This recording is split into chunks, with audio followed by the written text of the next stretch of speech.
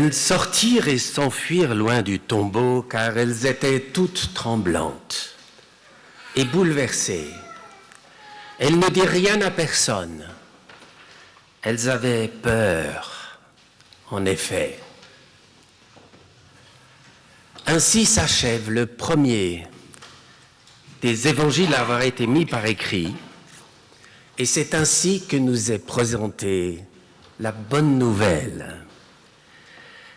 De cette manière commence en effet pour l'évangéliste Marc la puissance mystérieuse de la présence de Dieu qui cherche son chemin dans le monde depuis le premier matin de Pâques et malgré les apparences jusqu'à aujourd'hui, sur la peur, la fuite et un silence. C'est à ce mystère que nous sommes quotidiennement confrontés, avec lequel nous nous débattons lorsque nous entendons les nouvelles de l'actualité, mais aussi parfois dans notre propre quotidien. Le non-croyant s'arrêtera au silence des humains. Le croyant ira à la question du silence de Dieu. Où est-il et que fait-il ?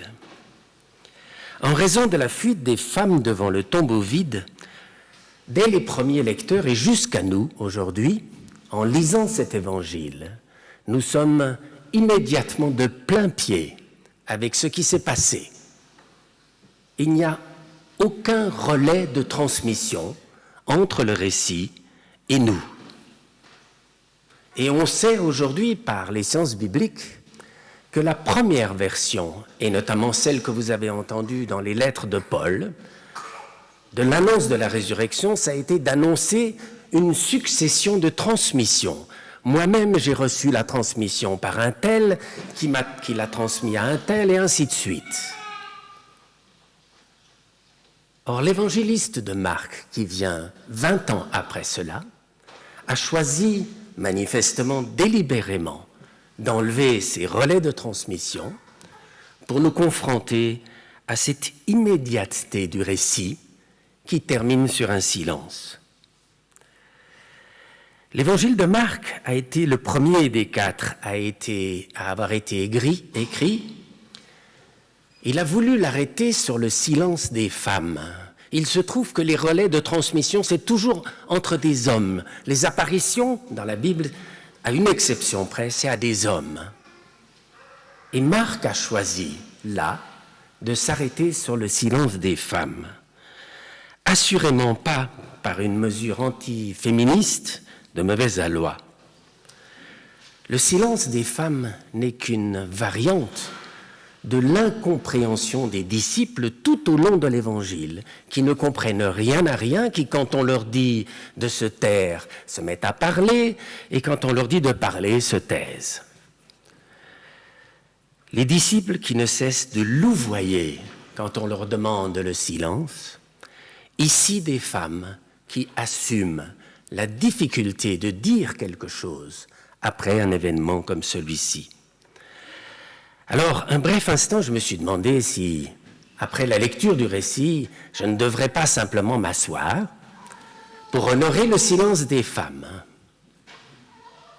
Mais alors j'aurais eu un petit problème de conscience, celui de n'avoir pas fait mon travail.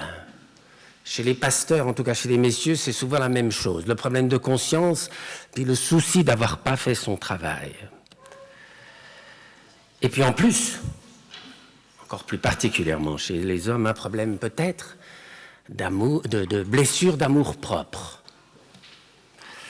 Alors réintroduire un silence, pourquoi faire ? Déjà, durant tout son évangile, Jésus n'a cessé, je vous l'ai dit, de proposer à ses interlocuteurs directs de se taire, de ne pas tout de suite aller rapporter, relater. Il l'a fait particulièrement après les miracles et les guérisons, comme s'il savait que raconter une guérison risquait de nous emmener sur une mauvaise piste, risquait de donner de lui, de Jésus, une mauvaise image, pas celle qu'il aurait souhaité qu'on ait de lui. Il ne voulait pas de la notoriété, de la célébrité du végétariat. Et il y avait un grand risque, après les miracles et les guérisons, si on se mettait à le raconter, à ce qu'on parte sur un faux Jésus, le mauvais Jésus, si vous voulez, celui qu'il ne voulait pas être. Vraisemblablement, non pas que Jésus n'appréciait pas d'être suivi, voire adulé, il n'était pas non plus crypto-protestant. Ces gens qui disent « pour vivre bien, vivons cachés, surtout cachons nos finances. Soyons discrets. » La vraie raison du refus de Jésus face à une femme de notoriété était parce qu'elle était risquée, encore une fois. Le risque étant de gommer la réalité avec ses difficultés, ses aspérités, ses écueils, par de belles histoires. Non pas que nous n'ayons pas besoin de belles histoires, mais il s'agissait d'apprendre à croire malgré les difficultés. Dès lors, comment comprendre et interpréter le silence ? Encore aujourd'hui, il y a silence et silence. Il y a des beaux silences, comme celui que vous avez fait juste après le deuxième chant. Quand un chef d'orchestre baisse le bras, si les gens arrivent à attendre encore juste quelques instants, c'est un beau silence. Mais il y a aussi les silences couards, les silences complices, les silences où parfois on voudrait ménager quelqu'un.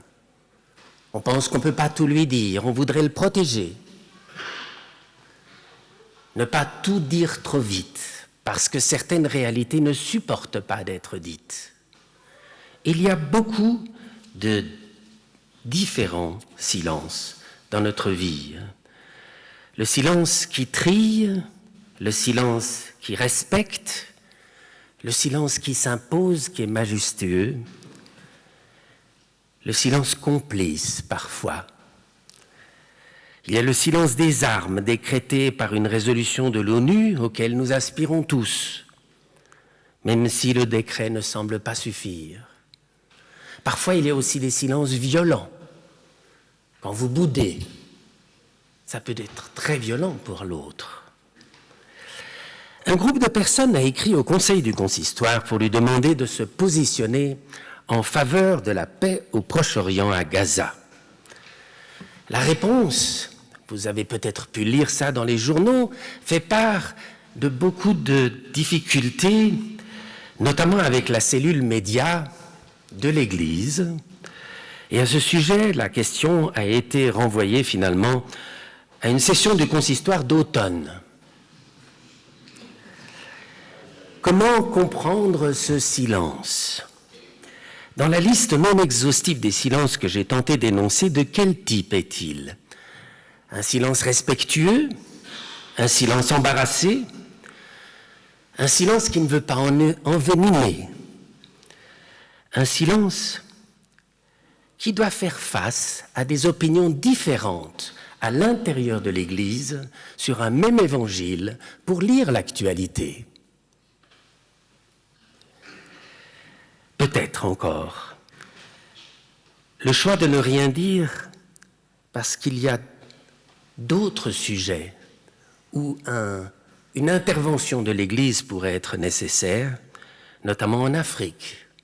Un député belge a demandé récemment si une vie en Afrique valait moins qu'une vie européenne ou au Proche-Orient. Alors de quel silence s'agit-il ? Un ami qui fait partie du conseil du consistoire m'a dit que pour écrire quelque chose, c'est très long. Vous avez dans vos feuillets, vous pourrez lire tout à l'heure, une déclaration de la présidente d'église, une prière. Mais il fallait choisir chaque mot. C'est laborieux de trouver le chemin du silence et de la paix. Alors face à la problématique du silence, toujours, il y a la désinformation aussi. Pensez à l'attentat de Moscou, la rapidité avec laquelle les services secrets des autres pays ont dit « on vous l'avait dit ». Sous-entendu, mais que font vos services secrets ? Ou encore, face aux multiples interprétations auxquelles cet attentat a donné lieu, avant même que le premier corps ne soit enterré. L'aspiration à un silence.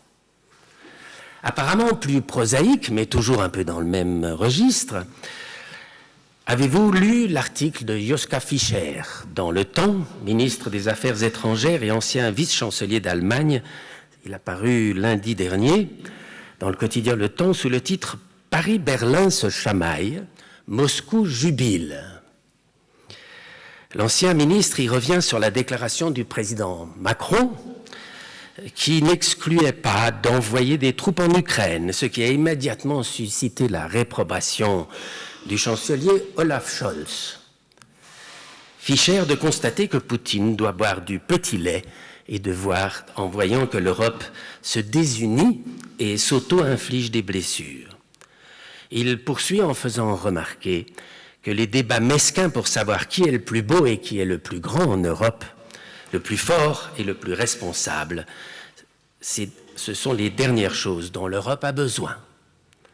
En somme, il invitait à un silence de concertation entre les pays d'Europe avant de parler. Intéressant ce problème d'ego dans lequel nous nous débattons tous, les pasteurs aussi, parce qu'il y va de blessures d'amour-propre. Ce qui est étrange, c'est ce que l'on retrouve qu'on le retrouve jusqu'au sommet de l'État. Que font les conseillers de ces présidents qui, à un moment donné, ont besoin de manifester leur ego? Probablement qu'ils sont en train de se débattre avec la même chose. À qui saurait donner le conseil qui permettrait de sortir un peu du lot? Tout cela serait-ce une traduction du silence des femmes au matin de Pâques? Parmi les silences de l'actualité, j'en citerai encore deux. Il y a celui de la discrétion demandée par la famille royale en Angleterre face à la maladie de sa princesse Kate. Puis alors un dernier silence, c'est face à l'utilisation de l'intelligence artificielle. L'intelligence artificielle, elle vous crache des discours en 2 temps, 3 mouvements. Et vraisemblablement même des prédications. Alors, j'ai jamais essayé. Mais qu'est-ce qui manquerait à ce moment-là? Eh bien, c'est tout ce temps qu'un prédicateur, une personne qui prépare un discours, passe dans le tourment et dans le silence, à chercher les mots qu'il va employer, comme le conseil du consistoire lorsqu'il se réunit pour écrire un texte public. L'intelligence artificielle ne peut pas nous offrir le silence. Et le silence devient alors critère et gage d'authenticité. Et ainsi, le silence des femmes au matin de Pâques deviendrait une sorte de gage d'authenticité de tout l'évangile qui précède. Sans le silence, l'évangile, la bonne nouvelle, ne serait que des mots à la suite des mots, des explications, des justifications, des réductions du mystère. Ça ne serait que pouvoir, fermeture, autoprotection, peur de l'autre et peur de la vie. Pour terminer, 2 mots à la famille d'Antoine. Vous êtes parent d'un petit mec, très souriant et très sympa, même si maintenant il commence à se débattre un peu. J'ai pu vérifier. Alors comme tout parent, vous allez découvrir ces moments où on aurait besoin de prendre son enfant et de le fiche par la fenêtre. Parce qu'on l'a là. À ce moment-là, juste un petit silence, une respiration, une caresse sur la joue, et on recommence. Plus tard, vous aurez les questions d'Antoine sur la vie, sur Dieu, sur la mort, sur l'amour. Si vous répondez trop vite, il reviendra avec la question, et c'est à votre silence emprunté qu'il mesurera qu'il vient de vous poser une vraie question. Christophe, a cheminé dans cette communauté avec ses questions, avec un pasteur et un groupe de catéchumènes, et il a souhaité que ce soit dans ce lieu qui, pour lui, est son lieu, son fils, Antoine, soit baptisé. Nous tous qui sommes réunis dans ce temple, en mémoire de ce matin de Pâques, si nous nous accordions juste quelques instants de silence, une seconde de silence par jour, de vrai silence pendant lequel on renonce à vouloir se sauver soi-même, pour accueillir toujours à nouveau le don de Dieu, notre monde n'en serait-il pas transformé ?